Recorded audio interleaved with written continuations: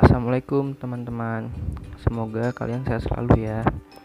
Saya Audi Variatito dari Aro Leprindo Jakarta, kelas 1C Biokimia, akan mempresentasikan tentang hubungan lipid dengan kesehatan mata. Pengertian lipid. Lipid adalah senyawa organik yang diperoleh dari proses dehidrogenasi endotermal rangkaian hidrokarbon. Lipid juga bersifat amfifilik. Artinya, lipid mampu membentuk struktur seperti vesikel, liposom, atau membran lain dalam lingkungan basah, atau secara istilah, lipid kadang-kadang digunakan sebagai sinonim dari lemak. Lipid juga mempunyai beberapa jenis, yaitu asam lemak, terdiri atas asam lemak jenuh dan asam lemak tak jenuh. Gliresida, terdiri atas gliresida netral dan fosfogliresida. Lipid kompleks, terdiri atas lipoprotein dan glikopid. Non-gliresida terdiri atas sphingolipid steroid. Hubungan lipid dengan mata. Studi tentang lipid dan metabolisme lipid dalam kaitannya dengan jaringan okular belum pernah diulas sebelumnya dalam teks tunggal atau kumpulan monografi atau artikel ulasan yang terorganisir.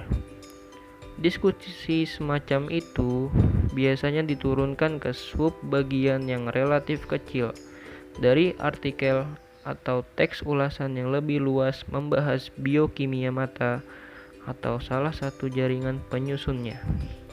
Namun, lipid dan senyawa yang larut dalam lemak adalah konstituen penting dari sel dan jaringan yang membentuk mata dan cacat dalam sintesisnya. Transportasi intraseluler dan ekstraseluler dan pergantian mendasari berbagai penyakit mata yang signifikan, umum, dan seringkali sangat melemahkan. Analisis komposisi lipid klasik menggiling dan menemukan telah memberi jalan baru-baru ini untuk studi pensinyalan lipidomik, metabolomik, dan lipid dependent yang terperinci, yang menghubungkan studi pensinyalan yang terperinci, pengetahuan kuantitatif lipid dan bioaktif, molekul turunan lipid untuk pemahaman yang lebih komprehensif tentang struktur, fungsi, dan patofisiologi jaringan okular.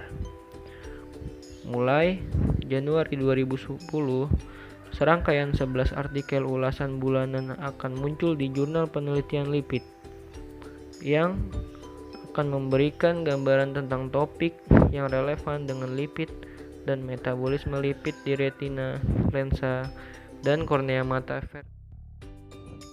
vertebrata. Lipid dan metabolisme lipid di retina, lensa, dan kornea mata vertebrata.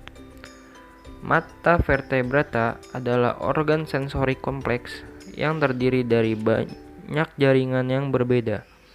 Masing-masing memiliki komposisi biokimia, struktur, dan fungsi fisiologis yang unik. Kunci diantaranya adalah retina, lensa, dan kornea bekerja bersama untuk membawa foton cahaya ke mata, memfokuskannya dengan benar pada retina, dan mengubah energinya menjadi sinyal elektrokimia yang disampaikan ke otak, di mana pada akhirnya mereka berada diolah menjadi gambar visual yang koheren.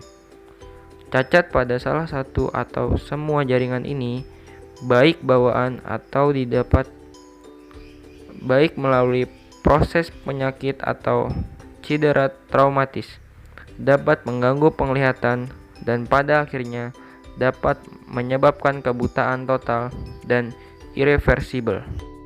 Retina adalah jaringan neurosensorik kompleks yang terdiri dari setidaknya 6 jenis sel saraf yang diatur ke dalam lapisan sel yang berbeda.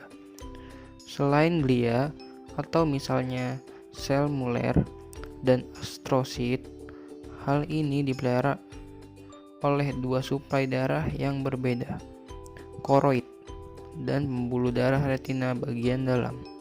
Secara historis, banyak dari apa yang kita ketahui tentang lipid dan metabolisme lipid di retina telah diperoleh dalam konteks penelitian yang membahas perakitan dan pergantian membran di sel batang dan atau pada tingkat lebih rendah sel fotoreseptor kerucut.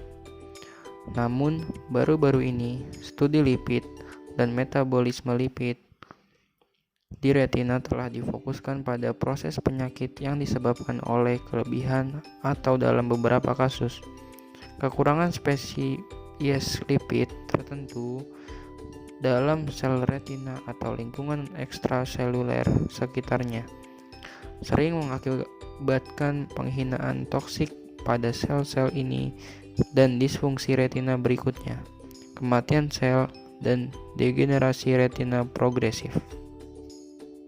Lensa okuler adalah jaringan unik dalam tubuh.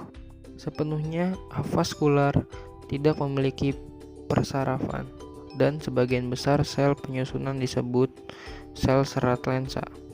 Tidak memiliki organel, yang pada dasarnya terdiri dari membran plasma yang membungkus sitoplasma. Oleh karena itu, lensa menghadapi beberapa tantangan signifikan terkait dengan suplai nutrisi, pertukaran limbah, dan penggantian konstituen molekul yang haus atau rusak. Lensa adalah elemen refraksi kedua dari sistem visual, atau yang pertama adalah kornea. Dan menjaga transparansi optik lensa sangat penting untuk penglihatan yang normal dan tidak terdistorsi. Ketika transparansi itu terganggu, seperti yang terjadi selama pembentukan katarak, penglihatan menjadi terganggu. Kornea adalah jaringan mata paling luar dan berfungsi sebagai penghalang pelindung untuk jaringan internal mata yang lebih halus, seperti retina.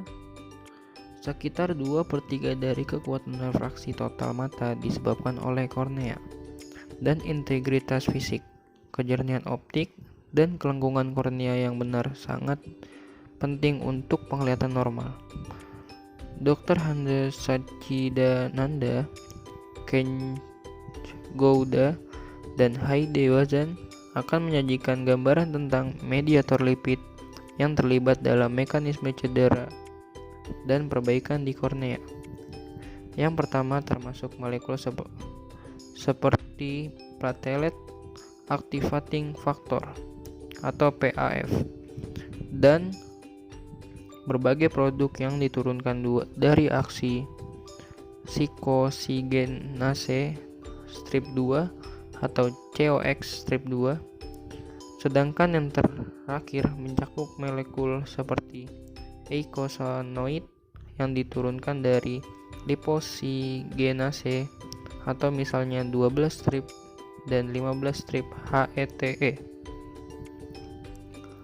lipoksin A4 atau LXA4, dan metabolit DHANPD1. Kesimpulannya, lipid berperan penting terhadap kesehatan mata, karena jika lipid mengalami kelainan atau masalah bisa menyebabkan beberapa penyakit mata yang serius seperti 1. Oklusi arteri retina, sumbatan pada pembuluh darah arteri retina, dan oklusi arteri retina dikenal dengan istilah stroke mata. Faktor risiko dari peristiwa tersebut adalah diabetes, merokok, hipertensi, dan tekanan darah tinggi, penyakit jantung, dan stroke.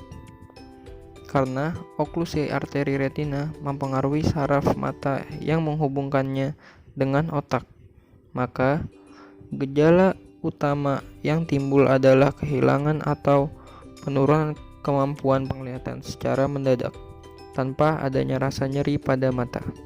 2. Orkus kornea yang juga sering disebut dengan orcus senilis sering ditemukan pada orang berusia lanjut. Meski begitu, kondisi ini sebenarnya juga bisa terjadi pada usia 40 tahunan akibat tingginya kadar kolesterol di dalam tubuh. Arkus kornea yang terjadi pada usia muda bahkan berkaitan erat dengan penyakit jantung koroner. Perlu diketahui bahwa kornea seharusnya terlihat jenis secara keseluruhan. Namun, pada kasus ini arkus kornea akan tampak sebuah cincin putih atau abu-abu yang berada di sekeliling kornea. Seperti ini disebabkan oleh endapan lemak dan kolesterol.